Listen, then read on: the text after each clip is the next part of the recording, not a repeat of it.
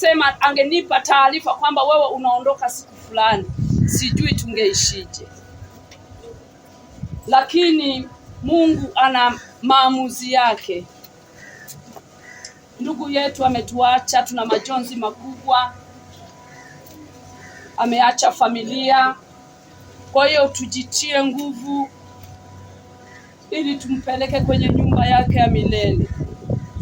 Kwa sasa tuwe barua nzuri kwa watu, ili kesho hata kama itatokea umeondoka, hawa watu nao waacha wanasema kwamba kweli huyu alikuwa ni mtu wa watu, na hata huu umbati ni kwa sababu mtu alikuwa ni mtu wa watu. Lakini kama angekuwa aishi vizuri na watu, leo hii hata hapa na fikiri wengine tusingekuwepo, si ndio?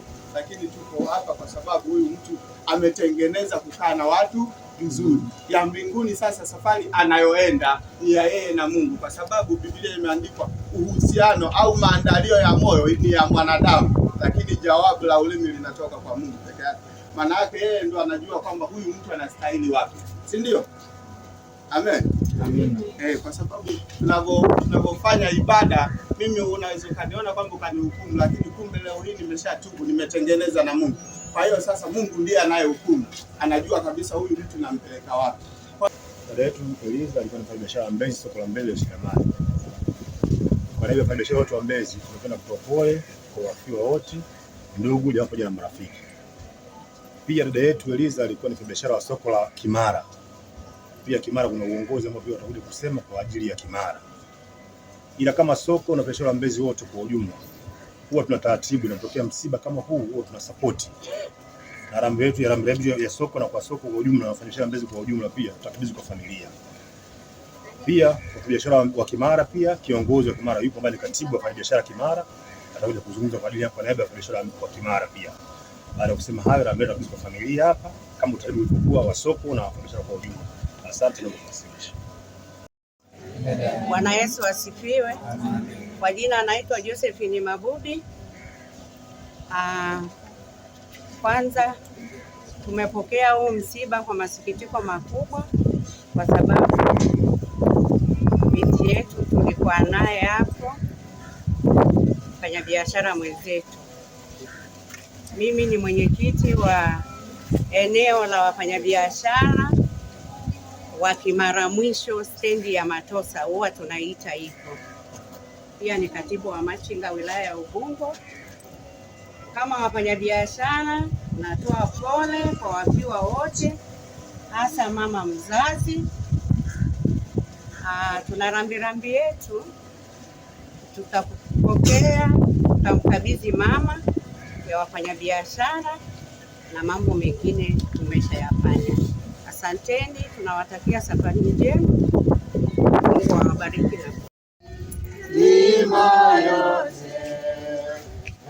Bwana ibariki, sina tamaa nikae mahali pa shaka kamwe, hapo wengi wanakaa